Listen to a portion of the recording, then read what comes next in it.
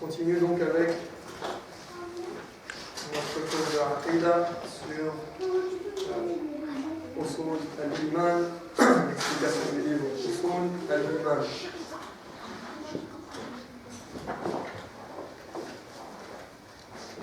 Alors, qui nous rappelle ce qu'on a dit la semaine dernière? De quoi on a parlé?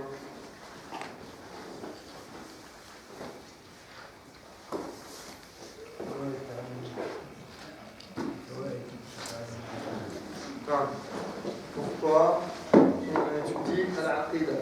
Quel est l'intérêt d'étudier Al-Aqidah? On en avait parlé déjà dans les deux cours précédents, et on avait rajouté quelques points. Et on avait parlé aussi de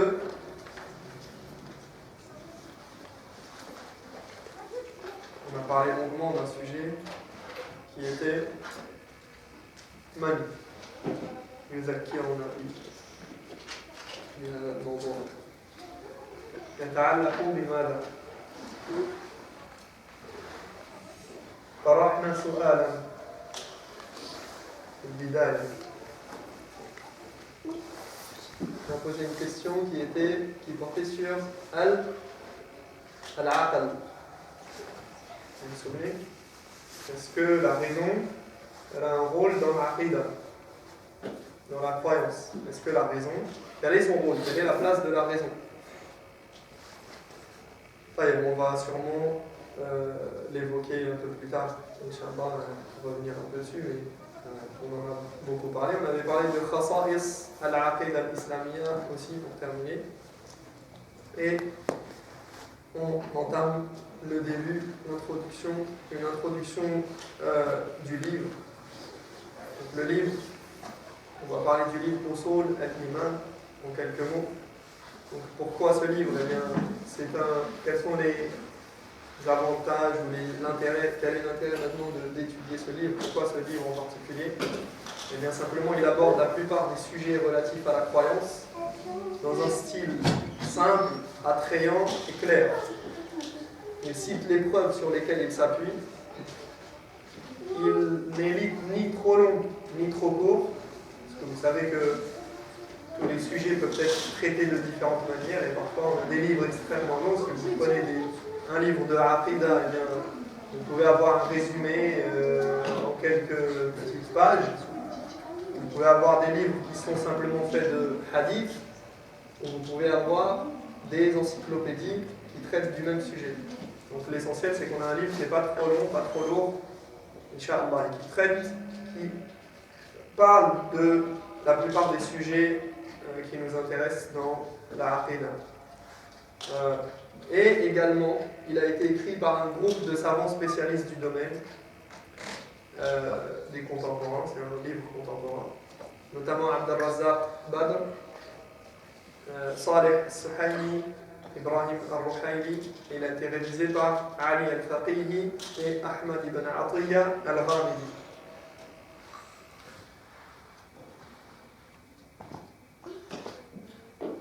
Alors, يقول الحمد لله الذي أكمل لنا الدين وأتم علينا النعمة وجعل أمتنا أمة الإسلام خير أمة وبعث فينا رسولا منا يتلو علينا آياته ويزكينا ويعلمنا الكتاب والحكمة والصلاة والسلام على من أرسله الله للعالمين رحمة نبينا محمد صلى الله عليه وسلم وعلى آله وصحبه. Louange à Allah qui a amené notre religion à son point de perfection, qui nous a comblé des plus belles faveurs, qui a fait de nous la communauté de l'islam, la meilleure communauté apparue pour le bien de l'humanité, qui nous a envoyé un messager issu de nous-mêmes, un être comme nous, pour nous réciter ces merveilleuses paroles et nous purifier, nous enseigner le livre et sa sagesse, que Dieu l'honore et lui apporte la paix, lui qui a été envoyé comme miséricorde pour les mondes et qui honore sa famille et ses compagnons. Amma ba'd, fa inna al-hikmata min khalqi al-jinn wal-ins hiya ibadatullah wahdahu. Kama qala ta'ala, wa ma khalaqtu al-jinna wal-ins illa liya'budun. فيقول Donc il nous dit la raison pour laquelle Allah a créé les hommes et les djinns, c'est l'adoration en toute exclusivité. Il dit en effet, je n'ai créé les hommes et les djinns que pour un seul but, m'adorer. فالحكمة هنا الحكمة المذكورة في الآية وما خلقت الجن والإنس إلا لماذا؟ ليعبدون. الحكمة هنا هي الحكمة الشرعية، حكمة من الخلق العبادة، يعني الحكمة الشرعية. La raison évoquée ici, donc Allah nous donne une raison pour laquelle il a créé les djinns et les hommes. Eh bien ici c'est la raison qu'on va appeler la raison religieuse. Allah a créé les hommes et les djinns et il leur demande une chose, il exige d'eux une chose, c'est de l'adorer. C'est le but religieux de leur création, de leur vie, c'est le but qu'il leur a imposé. ما معنى الحكمة الشرعية؟ نقول هناك حكمتان، حكمة شرعية وحكمة كونية. دائما هناك هذا متعلق بماذا؟ بإرادة الله الشرعية وإرادته الكونية. Donc ici, qu'est-ce qu'on entend par raison religieuse? Qu'est-ce que ça signifie? Pourquoi on parle de ça? En fait, il y a deux types de raisons pour lesquelles Allah fait les choses. Et ça, c'est important parce que ça vous aidera à comprendre la question du destin, notamment, al-qadar, et en général à comprendre comment on envisage certains sujets. Donc, Allah fait les choses pour des raisons religieuses, mais il fait aussi les choses pour des raisons universelles et cosmiques. Donc l'univers. الحكمة الكونية تتعلق بما أراد الله وقوعه سواء كان محبوبا لله أو غير محبوب. مثلا كفر الكافرين. هل هذا الكافر الذي يكفر على غير مراد الله عز وجل، يعني غصبا عن الله، أم أن الله سبحانه وتعالى شاء منه وقوع الكفر؟ La raison universelle, la raison qui est liée à l'univers, la sagesse universelle est liée à ce qu'Allah a voulu qu'il se produise dans l'univers. Il a voulu que l'univers fonctionne de cette manière par sa sagesse, et il a voulu que cela soit ainsi. Non pas parce qu'il aime forcément cela, mais par sa sagesse. Cela ne veut pas dire qu'il aime tout ce qui se passe dans l'univers. Par contre, s'il se passe quelque chose dans l'univers, c'est qu'il l'a voulu. Par exemple, lorsque la non-croyance des non-croyants, celui qui ne croit pas en Allah, est-ce que celui qui ne croit pas l'a fait contre la volonté d'Allah? Quelqu'un qui ne croit pas, est-ce qu'il le fait contre la volonté d'Allah? Non. Ou bien est-ce que Allah a voulu que cette mécréance se produise? Allah a voulu que cela se produise dans cet univers. C'est sa volonté, parce que rien ne se fait sans sa volonté. S'il y a quelque chose qui se passe dans cet univers, quoi qu'il se passe, c'est sous la volonté d'Allah. Donc Allah, il a voulu cette chose. Mais il l'a voulu de manière par rapport à la création et à l'univers. Non pas par rapport à la religion et à ce qu'il aime. Donc il y a des choses qu'il veut, mais qu'il n'aime pas. Est-ce que c'est Allah qui a créé Shaitan, le diable? Donc il l'a voulu. Il ne l'a pas fait par la force des choses. Personne ne l'a contraint à créer Shaitan. D'accord? Donc il l'a voulu, n'est-ce pas? Sha'a khalq arada an yakhluqa makhluqan ismuhu Shaitan. Alaysa kadhalik? Voilà. N'est-ce pas? Donc Allah a voulu cela dans l'univers. Pour une raison, pour une sagesse. Quelle est la sagesse derrière cela, par exemple? derrière la création de Shaitan.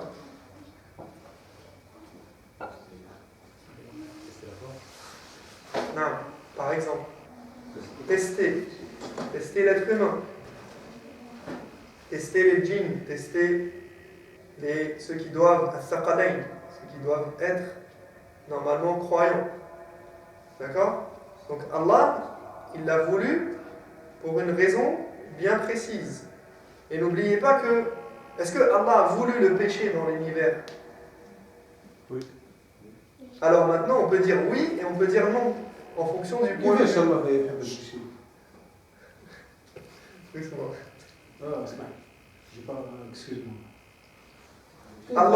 Allah يحب البيشي؟ لا أراد. C'est pour ça qu'on parle de إرادة كونية وإرادة شرعية. Donc Allah, il a voulu que le péché existe. Mais lorsqu'on pêche, si أليس الله غفور ورحيم؟ نعم. ولكن إذا كان غفورا رحيما كيف يتحقق أو كيف تتحقق رحمة الله وغفرانه من دون ذنب وتوبة? Si on ne fait pas de péché, comment peut-on se repentir et chercher la miséricorde d'Allah? Donc le péché, il a une vocation, il existe sur cette terre, dans cet univers. Allah l'a voulu, kawnan la shara'a. Et tout ce que, donc il l'a voulu de manière universelle, mais il ne l'a pas voulu dans sa religion. Il ne le veut pas pour wala yarda li ibadihi al-kufr. Donc Allah, il n'aime pas la mécréance et le péché. Mais ça existe. Et si ça existe, c'est que Allah l'a voulu. N'est-ce pas? Donc ici, on fait la différence entre al-hikma al-kawniyya ou al-hikma al-shar'iyya. Donc, on a cité le verset, Allah n'agrée pas pour ses serviteurs la mécréance. Allah n'aime pas la mécréance. Mais c'est lui qui a décidé qu'elle se produise par sagesse et pour une raison dans cet univers. اسمح لي أخي مكسي. نعم. درس الليلة درسنا يعني هو الكونتينيو بتاع ايام. نعم. واحدة. La semaine dernière. حسنا. هل كل الإنس والجن يحققون هذه العبادة التي خلقوا من أجلها؟ لا. Est-ce que tous les hommes et les djinns adorent Allah convenablement? Non. Allah aime l'adoration et il aime la foi, n'est-ce pas?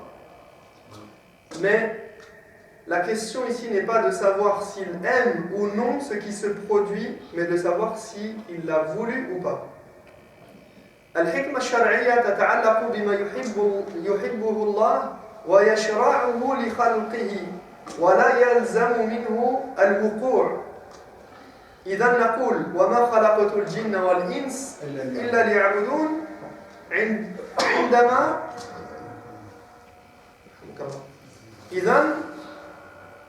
عندما نفسر العبادة بمعنى القيام بالطاعات اختيارا يكون الحكمة هنا حكمة شرعية. Donc ici, la deuxième sorte de raison ou de sagesse, c'est la raison religieuse, qui cette fois est liée à ce qu'Allah aime et veut que ses créatures fassent, mais qui n'arrive pas forcément. Donc, les djinns et les hommes, ils n'adorent pas Allah convenablement tout le temps, d'accord? Mais Allah le veut, et Allah aime cela, mais ça ne se produit pas tout le temps. Donc, dans le côté de la religion, ce que Allah veut pour la religion, eh bien ça ne se produit pas toujours. Il le veut, il l'attend des serviteurs, il a demandé que les serviteurs le fassent, mais ils ne le font pas toujours. D'accord? Donc, on a d'un côté ce qui est universel, la volonté universelle d'Allah, la volonté pour cet univers. Il crée des choses et il fait des choses, et il décide des choses par sagesse, mais pas parce qu'il les aime. D'accord? Mais ça doit se produire. Il l'a voulu, ça doit se produire. Mais de l'autre côté, du côté religieux, Allah, il a voulu des choses, il aime ces choses-là, il aime toutes ces choses-là. D'accord? Il les veut pour une sagesse aussi, pour une raison précise, mais ça n'arrive pas forcément. D'un côté, ça arrive forcément, mais il n'aime pas forcément. Il n'aime pas ce qu'il y a forcément. Peut-être il aime, peut-être il n'aime pas. Et certaines choses, certainement, il ne les aime pas.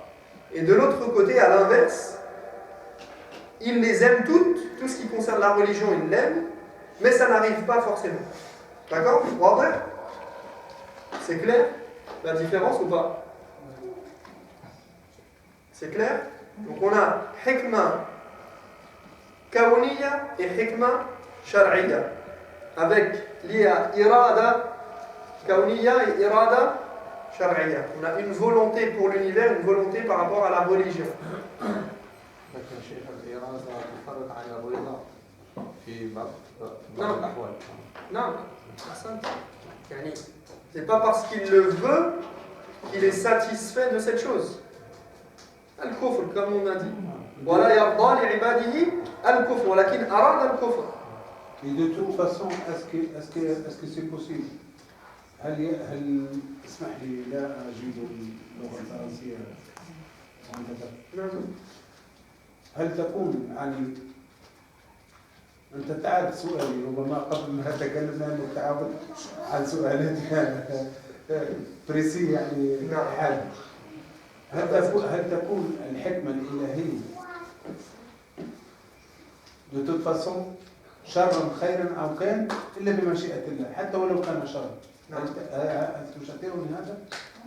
على كل حال لنفرض لو كان شرا فعلنا شر إنسان الله لا قدر الله فعل شرا لا يقدر أن يكون شر إلا من يقول كن فيكون هو الله donc حتى ولو كان شر إلا بمشيئة الله. طيب هذا يعني cette question là si j'ai bien compris c'est par rapport au bien et au mal. Voilà, c'est d'accord. Pour que tout le monde comprenne. Donc cette question là, le bien et le mal justement, tu peux l'analyser et la décortiquer par rapport à ce principe-là de irada kawniyya et irada shar'iyya. Est-ce que dans l'univers il y a du mal? Oui et non. Ça dépend de quel point de vue. Pour Allah, il n'y a pas. Est-ce que la mort, est-ce que la mort de l'être humain c'est quelque chose de mal? Non. Pour nous, c'est quelque chose de mal quand même. Sauf. Ah, ou la maladie, on va dire, la maladie. La maladie peut-être. La maladie, c'est quelque chose de mal ou de bien? De mal. Ça dépend de quel point de vue.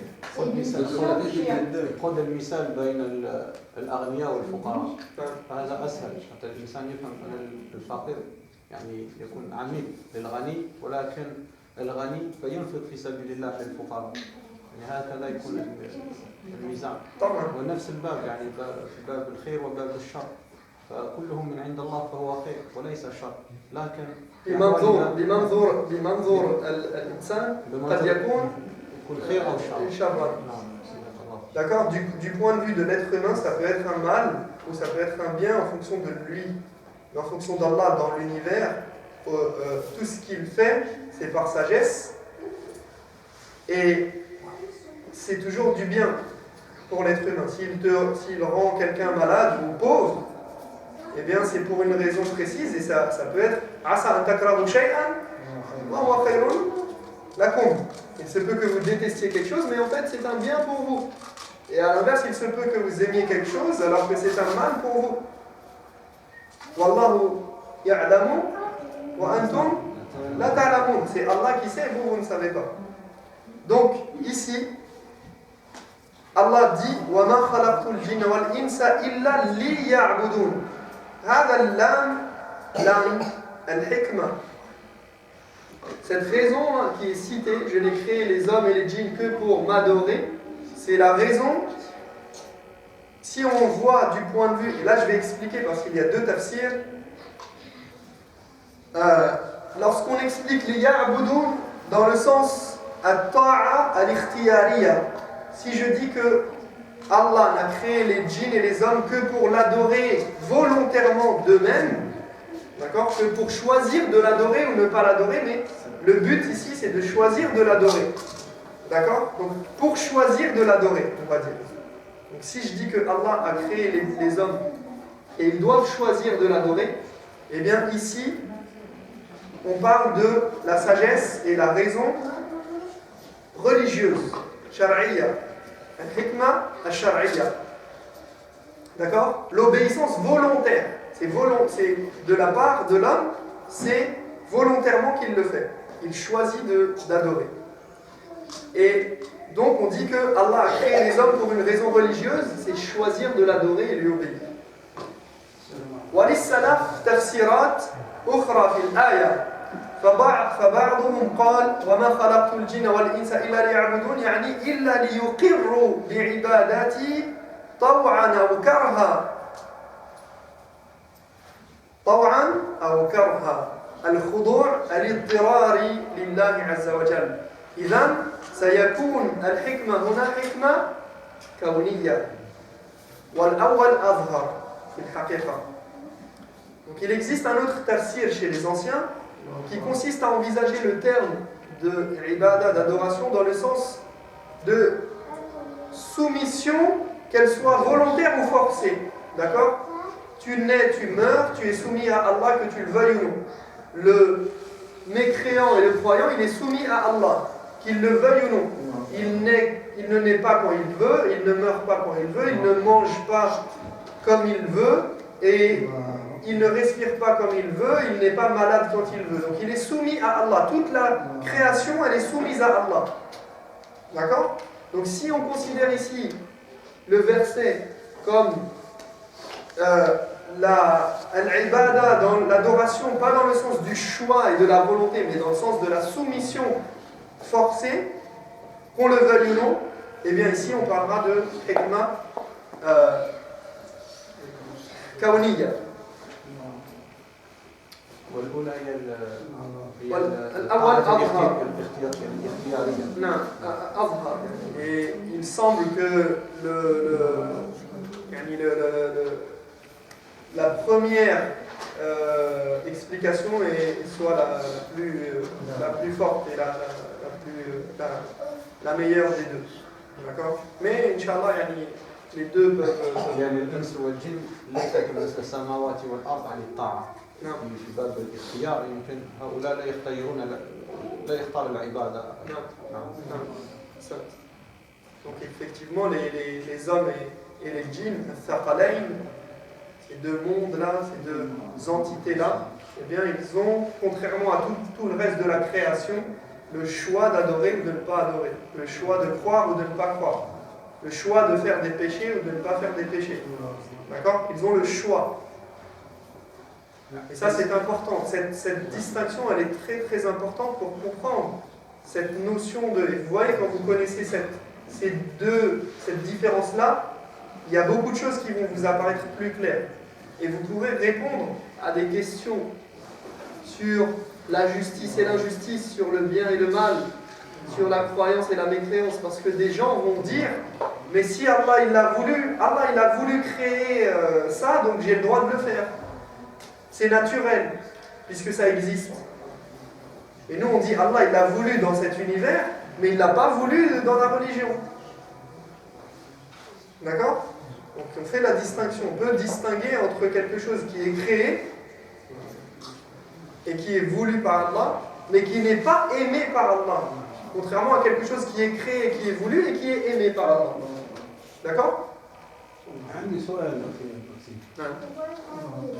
نزول الآية الذي قال فيها ربنا ما تعوذ بالله من الشيطان الرجيم من شاء منكم فليؤمن ومن شاء منكم فليكفر هي تخص الثقلين ليس المسلم والكافر قصد الآية يعني مشيئة يشمل ليس تخص ولكن تشمل أنت حر إن أردت أن تأمن ولا تكفر أرادها حرية واضح نعم منكم والإنس والجن نعم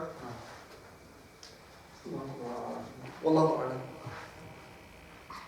طيب يقول المؤلفون لكن عفوا حتى نعود إلى هذه الآية يعني هو الذي خلقكم منكم كافر ومنكم مؤمن. Non, effectivement, c'est lui qui a créé parmi vous, c'est lui qui a créé toutes choses. Celui qui croit que Allah n'a pas créé certaines choses sur terre, il prononce une parole de mécréance qui est contraire à la croyance de l'islam, puisque Allah, c'est lui qui a les caractéristiques de Rububiyya, qui est Rabb. Mu'min ma'ani al-Rububiyya al-Khalq.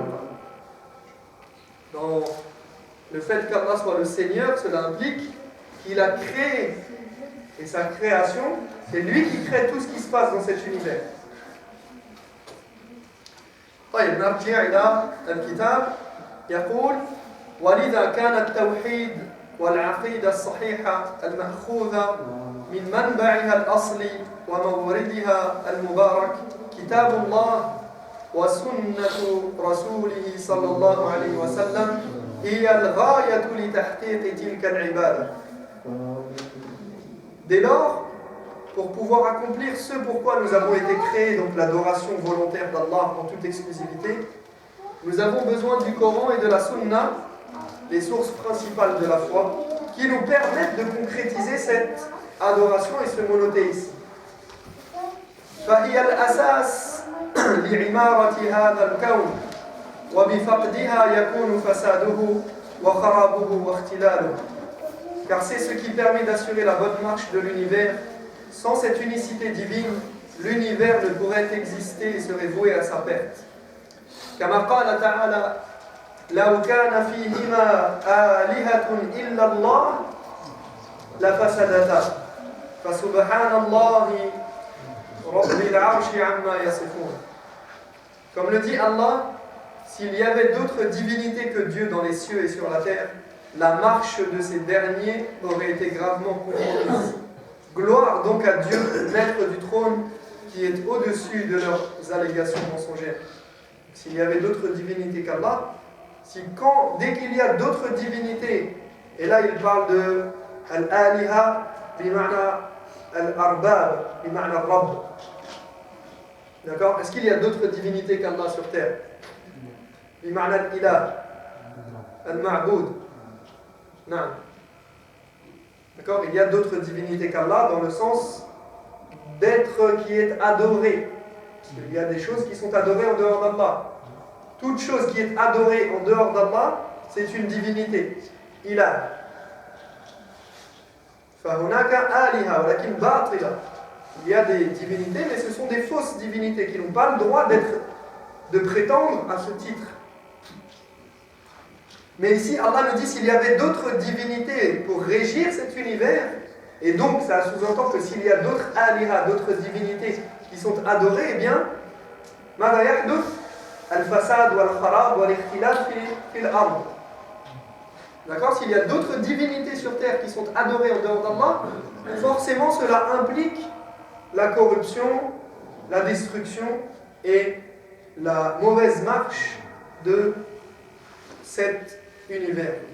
حتى ولو كانت في حضرة النبي في عصر النبي. نعم. لأن أهل قريش عبدوا كانت لهم آلهتهم اللات والعزى وغير ذلك. ولكن في عصر النبي نفس الشيء. يعني هذه يعني سنة كونية يعني قاعدة إلهية في الكون هكذا. يعني هذه سنة ربك في خلقه. نجم نقول. نعم. الصراع بين الحق والباطل. La lutte entre le bien et le mal, elle existera de tout temps. D'accord? Elle existe toujours. Qui nous dit le verset? On va le trouver, Inch'Allah. وقال سبحانه الله الذي خلق 7 سماوات ومن الأرض مثلهن يتنزل الأمر بينهن لتعلموا أن الله على كل شيء قدير وأن الله قد أحاط بكل شيء علما. C'est Dieu qui a créé 7 cieux et en a fait autant pour la terre, et ses ordres descendent graduellement des cieux vers cette dernière, afin que vous sachiez que sa puissance n'a point de limite et que sa science embrasse toute chose. Donc Allah nous a créés dans un but précis, pour une raison sage, car Allah est le sage par excellence et il ne fait rien au hasard. يعني هو يريد أن يقول أن الحكمة الله سبحانه وتعالى خلقنا لهدف ولحكمة ولغاية. الله عز وجل حكيم لا يفعل شيء إلا لحكمة. Parmi les noms d'Allah, on sait que Allah il s'est nommé Al-Hakim. Il est le sage. Et ça c'est très important d'avoir cette notion-là. Et les noms d'Allah, Inch'Allah on y viendra. On essaiera de s'étendre un peu sur le sujet parce que c'est très très important. C'est هذا باب لمعرفة الله. باب مفتوح واسع جدا لمعرفة الله وأحسن الطرق لمعرفة الله. D'accord, la meilleure manière de connaître Allah, c'est à travers ses noms et ses attributs. Et ces noms, ils permettent d'ancrer des principes importants dans le cœur du serviteur. Al-Hakim, Allah il est le sage, ça implique énormément de choses dans l'istislam, dans la soumission du croyant, dans la foi.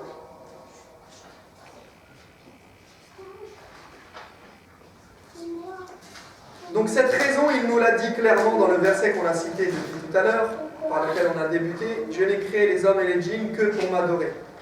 Mais pour pouvoir adorer Allah, concrétiser cette adoration, pour pouvoir adorer ton Seigneur convenablement et comme il se doit, il faut que cette adoration,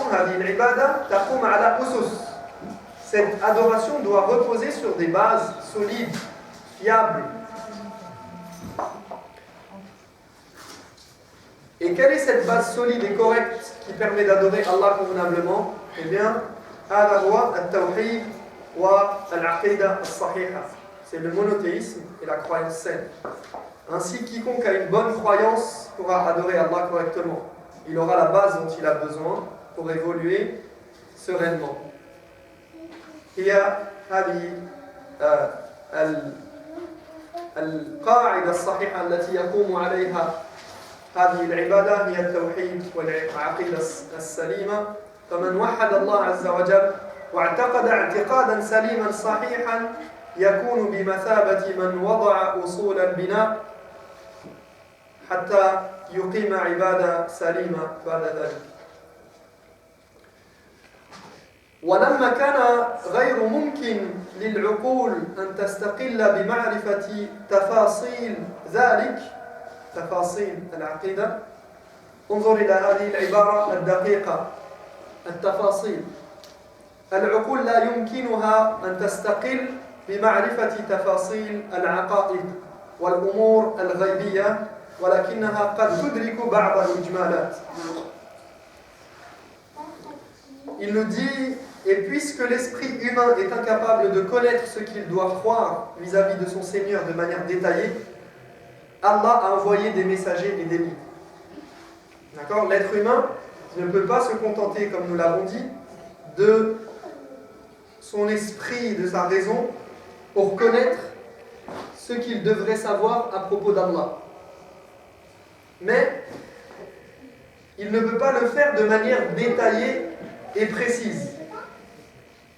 Comme nous l'avons dit, donc là je vais revenir un peu sur cette idée, l'esprit humain et la raison humaine est incapable de cerner et de connaître à elle seule les détails qui concernent l'invisible et la croyance.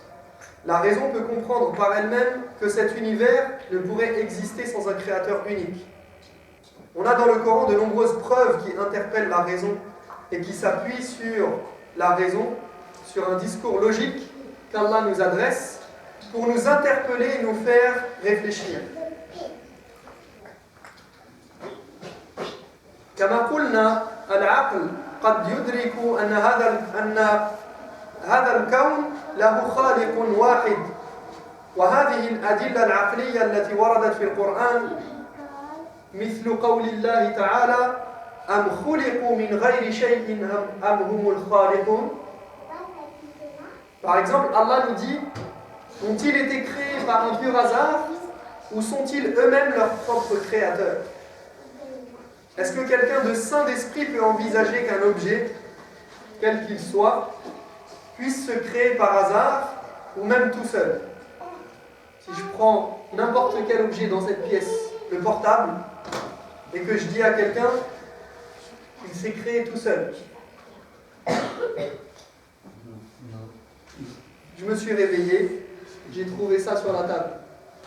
J'ai pris l'objet, j'ai appuyé, je peux appeler quelqu'un et il répond au bout du fil. Est-ce que ça rentre dans l'esprit de quelqu'un qui a un esprit sain et qui est raisonnable? Non.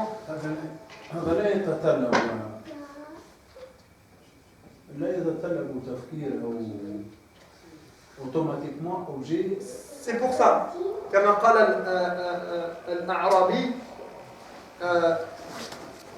comme le bédouin disait, les traces de pas indiquent le passage de quelqu'un. D'accord?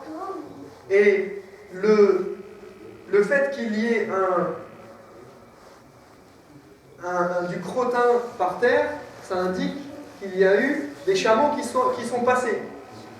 D'accord? Et donc un ciel qui est pourvu d'étoiles et de toutes ces choses, du soleil, de la lune, il indique forcément qu'il y a quelqu'un qui est passé par là pour le créer. Et ici, Inch'Allah, on y reviendra peut-être. Il y a beaucoup d'exemples là-dessus et c'est intéressant de voir ça. Mais comme tu l'as dit, effectivement, si vous regardez dans le Coran, est-ce que Allah, il parle beaucoup, il donne, vous avez vu souvent Allah dans le Coran, il nous donne des arguments et il nous explique les choses. Mais est-ce que, prenez le Coran de la première page jusqu'à la dernière page, est-ce que vous allez trouver que Allah, qu'il y a beaucoup de versets qui nous parlent et qui nous expliquent et qui nous prouvent l'existence d'Allah?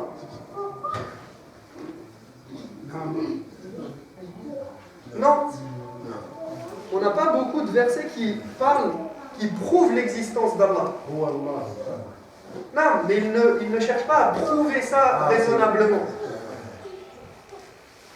يعني لا يحاول أن يقنع الناس بوجوده.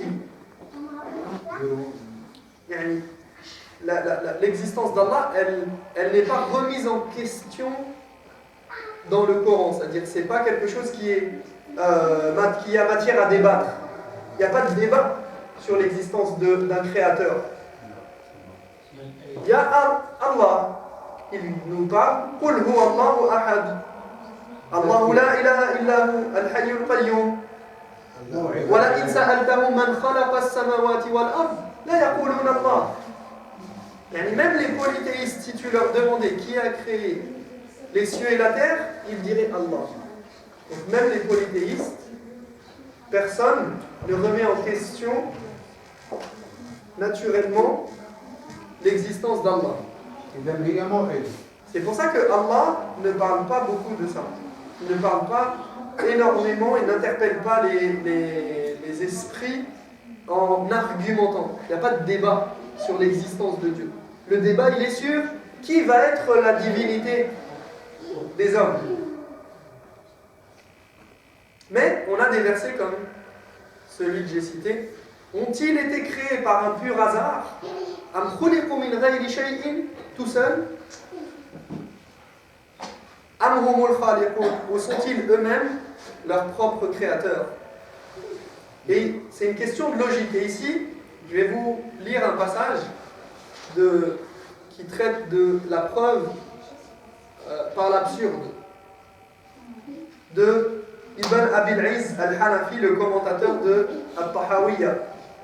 On a un livre de Aqida qui s'appelle Al-Tahawiyya, Al-Aqida Al-Tahawiyya.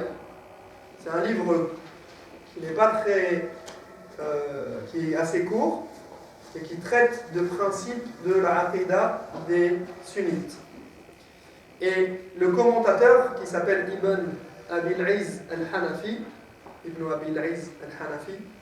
il dit, quand il parle de l'existence d'une divinité unique, il dit l'existence d'un créateur ou d'une divinité unique est avérée chez tous les savants de ce monde par la simple règle de l'impossibilité, la preuve par l'absurde. Il utilise le terme dalil at-tamanu. Dalil at-tamanu. Et il nous dit cette preuve par l'absurde veut que là il va partir du point de vue logique. Et il va nous dire s'il y avait deux créateurs dans cet univers, comment cela se passerait-il lorsqu'ils ne seraient pas d'accord entre eux? Imaginons qu'il y ait deux créateurs, un créateur et un autre, ou plusieurs, mais au minimum deux. D'accord? Alors il dit, s'il y avait deux créateurs pour cet univers, l'un veut faire bouger un corps, l'autre veut qu'il reste en place. L'un veut faire vivre une créature, l'autre veut la faire mourir. Donc on a quelqu'un qui vient, qui prend la bouteille d'eau et qui veut la mettre là. Et l'autre veut la mettre là. Qu'est-ce qui se passe? Il y a trois possibilités. Et il n'y en a pas d'autres. Soit les deux volontés s'appliquent en même temps. D'accord? Les deux gagnent. Soit l'une des deux seulement l'emporte, soit aucune des deux ne s'applique. Les deux s'annulent. Alors il dit, le premier choix, donc les deux en même temps s'appliquent. Les deux volontés. L'un il dit à droite, l'autre il dit à gauche. Les deux s'appliquent en même temps. Il dit, le premier choix est tout simplement impossible car il implique la réunion entre deux opposés. Il y a une contradiction. Admettons qu'il y ait une chose et qu'il y ait deux créateurs, tous les deux capables, les deux sont en désaccord, chacun veut une chose différente de l'autre. L'un veut faire bouger l'objet, l'autre veut qu'il reste à sa place. Si les deux volontés s'appliquent en même temps, cela signifie que l'objet bouge et ne bouge pas en même temps. Ce qui n'a pas de sens, c'est impossible. On ne peut pas dire, on ne peut pas être...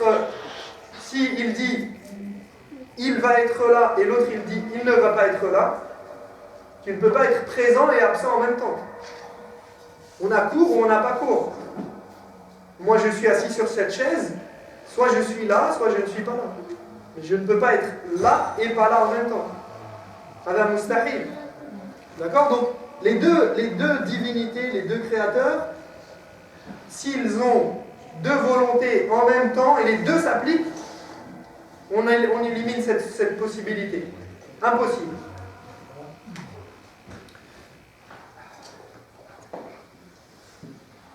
Autre possibilité, aucune des deux volontés ne l'emporte. Personne ne gagne. Ce qui revient à dire que l'objet ni ne bouge, ni ne bouge pas. Ni fait, ni ne fait pas. Qu'est-ce qui se passe?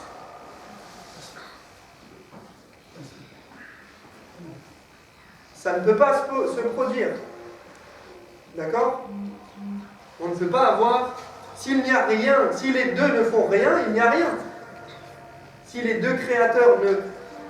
Un, il dit crée, soit kun.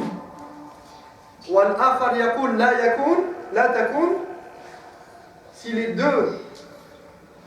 Si aucun des deux ne marche, il ne peut pas se produire quoi que ce soit. D'accord? Donc encore une fois, cette preuve, c'est la preuve dalil at-tamanu. D'accord? La preuve par l'impossibilité. Il y a une impossibilité d'arriver à une autre conclusion. On ne peut pas, logiquement c'est impossible d'arriver à une autre conclusion. Donc, puisqu'ils ne sont pas capables, tous les deux, de l'emporter sur l'autre, ni de faire s'appliquer leur volonté, imaginez, des créateurs, mais ils ne sont pas capables de gagner. Donc déjà, il ne se passera rien. Mais en plus, s'ils sont incapables, عاجزون فلا يستحقون العبادة. إذا لماذا يعبدون غير الله؟ هذا شيء آخر. هذا هو معنى لا إله إلا الله، الاستحقاق للعبادة. لمن تصرف العبادة؟ À qui tu vas orienter ton adoration? Donc vous avez compris, le premier exemple, c'est, on a dit, les deux volontés s'appliquent en même temps. L'un il a dit bouge, l'autre il a dit ne bouge pas. Les deux s'appliquent en même temps, c'est pas possible. Les deux ne s'appliquent pas. Rien ne se produit. Qu'est-ce qui reste comme solution? C'est que la volonté de l'un l'emporte sur l'autre. On a deux personnes, ou deux créateurs, ou deux divinités qui donnent chacune un ordre. L'un il dit bouge, l'autre il dit ne bouge pas, et il y en a A il dit bouge, B il dit ne bouge pas. A il fait bouger. Donc A est plus fort que B.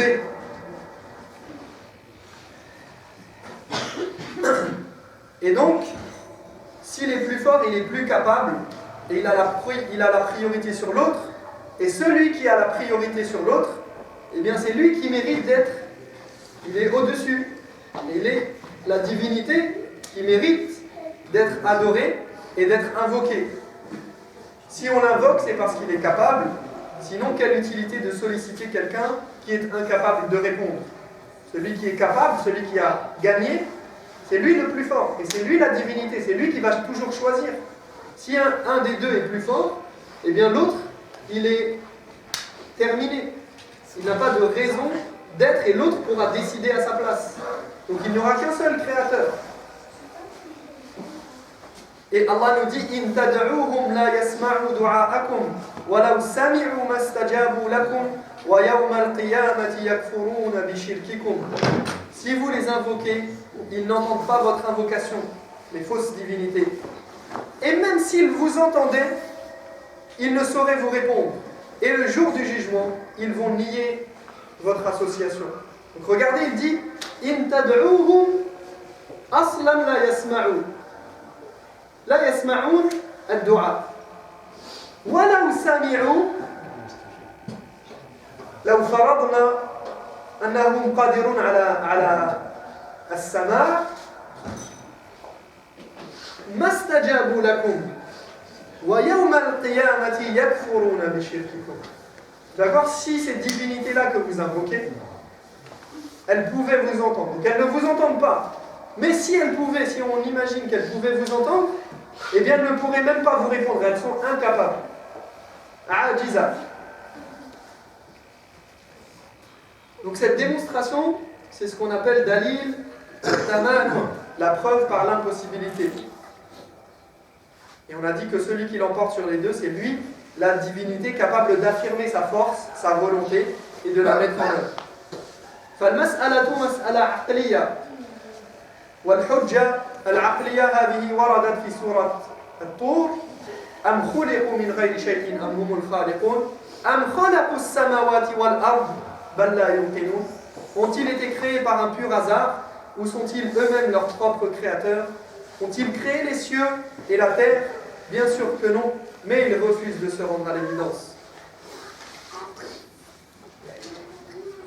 ولما كان غير ممكن للعقول أن تستقل بمعرفة تفاصيل ذلك بعث الله رسله وهذه من رحمة ربنا. الله عز وجل أرسل الرسل وأنزل الكتب. Et puisque l'esprit humain est incapable de connaître ce qu'il doit croire vis-à-vis de son Seigneur de manière détaillée, Allah a envoyé des messagers et des livres. لماذا؟ لإيضاح هذه العقائد ولبيان المجملات الإيمانية. وأنزل كتبه لإيضاحه وبيانه وتفصيله للناس حتى يقوموا بعبادة الله على علم وبصيرة وأسس واضحة ودعائم قويمة. Il a donc envoyé des messagers avec des livres pour mettre en évidence cette croyance et expliquer en détail les grandes lignes de la foi, connues par n'importe quel esprit, afin qu'il puisse adorer Dieu avec connaissance, clairvoyance, sur des fondements et des bases solides. فتتابع رسل الله على تبليغ الدين وتبليغ الإيمان وتبليغ العقيدة للناس وتوالوا في بيانه كما قال سبحانه وتعالى وإن من أمة إلا خلا فيها نذير. Les messagers se sont succédés afin de faire parvenir le message aux hommes, transmettre le message de la religion, de la foi, de la croyance correcte. Et Allah nous dit, et il n'est pas un peuple qui n'ait déjà eu un prophète pour l'avertir. Donc tous les peuples, toutes les communautés ont eu un prophète, un messager pour les avertir et pour leur dire U'budullah, adorez Allah, vous n'avez pas d'autre Dieu et d'autre divinité que lui. On va s'arrêter là, Inch'Allah, pour ce soir. Naktafi bihada al-qadr. سبحانك اللهم وبحمدك أشهد أن لا إله إلا أنت أستغفرك وأتوب إليك.